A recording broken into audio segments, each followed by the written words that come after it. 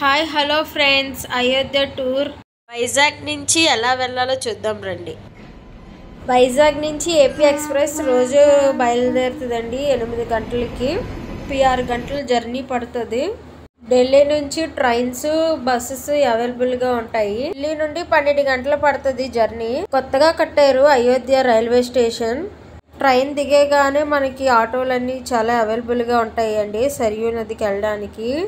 ఎవరైతే సరియు నదిలోని స్నానం చేసుకొని అప్పుడు దర్శనానికి వెళ్ళాలి. ఇప్పుడు మేము సరియు నదిలో స్నానం చేయడానికి వెళ్తున్నాము. మా పాప స్నానం చేయడానికి చాలా భయపడుతుంది. స్నానం చేశాక ఫ్రెష్ అవ్వడానికి రూమ్స్ ఉన్నాయి. మీరు ఎవరైనా పూజ చేసుకోవాలనుకుంటే అక్కడే అమ్ముతారండి పూజ సామాన్లు అన్నీ. కావాలంటే కొన్ని పూజ చేసుకోవచ్చు. బోట్ రైడ్స్ కూడా ఉన్నాయి, చాలా బాగున్నాయి. ఒక పర్సన్కి 100 రూపాయలు అంటండి బోట్ రైడ్. మన బోట్ ఎక్కగానే మనకి ఇచ్చేది సేఫ్టీ జాకెట్లు. కంపల్సరీగా వేసుకోండి సేఫ్టీ జాకెట్లు మాత్రం. చాలా బోట్లు ఉన్నాయి, మీరు కూడా బోట్ రైడ్కి వెళ్ళండి. రామ మందిరం నుండి నయాఘాట్కి వెళ్ళి అక్కడ ఎడమ వైపు ఉన్నాయండి ఆశ్రమాలు. నైట్కి స్టే చేయొచ్చు. ఒక మనిషికి 500 చొప్పున ఉంటుంది. అది ఇద్దరైతే 1000 రూపాయలు. ఫుడ్ అది ఫ్రీ అనండి. అందరూ జై శ్రీరామ్ అనేసి బొట్టు పెట్టించుకున్నామండి. ఫుడ్కి ఏముంటుంది, ఫుడ్కి చాలా ఇబ్బందిగానే ఉంటుంది. ఏం దొరికితే అవి తినవలసిందేనండి. సరియు నది నుంచి మరి మనం ఆటో ఎక్కాలి. కొంచెం దూరంలోనే దించేస్తారు. మనిషికి 30 రూపాయలు 20 రూపాయలు తీసుకుంటారు. వెళ్తుండగా అక్కడ బోటు కనిపిస్తుంది కదా, అదే హనుమాన్ ఘాటి. టిఫిన్ తిందామని చూస్తే ఏమీ లేవండి. బొండాలు సమోసా అవే ఉన్నాయి. దర్శనానికి బయలుదేరాము. మన దగ్గర లగేజెస్ ఎక్కువగా ఉంటే రోడ్ సైడ్ బేకరీస్ ఉంటాయి, వాళ్ళు లగేజెస్ పెడతారు. కానీ వాళ్ళ దగ్గర మనం కంపల్సరీగా తర్వాత స్వీట్ కొనుక్కోవాలి. బ్యాగ్స్ పెట్టినందుకు డబ్బులు తీసుకోరు, వాళ్ళ దగ్గర స్వీట్ కొనుక్కోవాలి. లైన్స్ చూడండి ఎన్ని ఉన్నాయో, చాలా లైన్స్ ఉన్నాయి.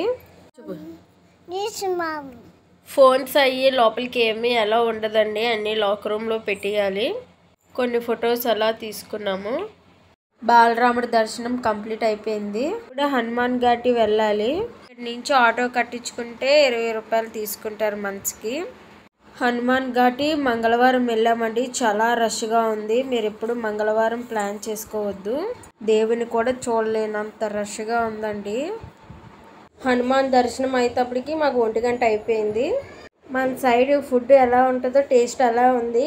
కాస్ట్ కొంచెం ఎక్కువగా ఉన్నది, పర్లేదు టేస్ట్ మాత్రం చాలా బాగున్నాయి. మార్చిలో వెళ్ళామండి. చాలా ఎండలు ఎక్కువగా ఉన్నాయి. ఆ చుట్టుపక్కల ఎక్కడ ఉండడానికి చల్లదనం లేదు. హోటల్లోనే కొంచెం సేపు ఉన్నాము.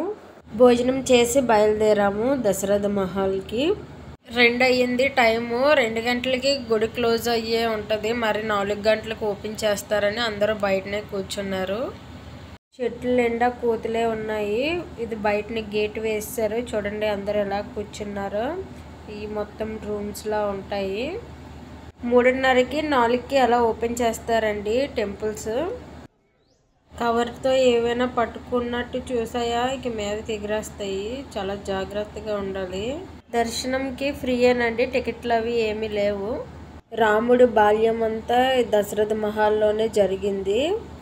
దశరథుడి ఇల్లు అండి ఇది. మీరు కూడా దర్శనం చేసుకుంటే దశరథ మహల్ దర్శనం కంప్లీట్ అయిపోయినట్టేనండి. ఇప్పుడు వేరే టెంపుల్కి వెళ్దాం. నెక్స్ట్ మనం వెళ్ళబోయే టెంపుల్ కనక భవన్. అన్ని టెంపుల్స్ దగ్గరలోనే ఉంటాయండి.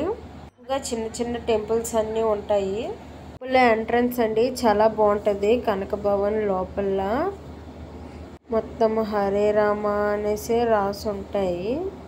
చూడండి లోపల ఎంత పెద్ద భవనం ఉందో. రాముడి తల్లి కైకేయి సీతాదేవికి ఈ భవనాన్ని బహుమతిగా ఇచ్చిందని నమ్ముతారంటండి. మొత్తం చూడండి ఎలా ఉందో. దర్శనం చేసుకొని అలా కూర్చున్నామండి కొంచెం సేపు. టెంపుల్ మాత్రం చాలా పెద్దగా ఉన్నది. పక్కనే ఇంకా చాలా టెంపుల్స్ ఉంటాయండి. మీరు కూడా దర్శనం చేసుకోండి. దర్శనం కంప్లీట్ అయిపోయిందండి. టెంపుల్ బయటకు వచ్చేస్తే చాలా టెంపుల్స్ ఉన్నాయి. ఇంతటితో అయోధ్య టూర్ కంప్లీట్ అయిపోయినట్టే. Thank you for watching this channel. జై శ్రీరామ్.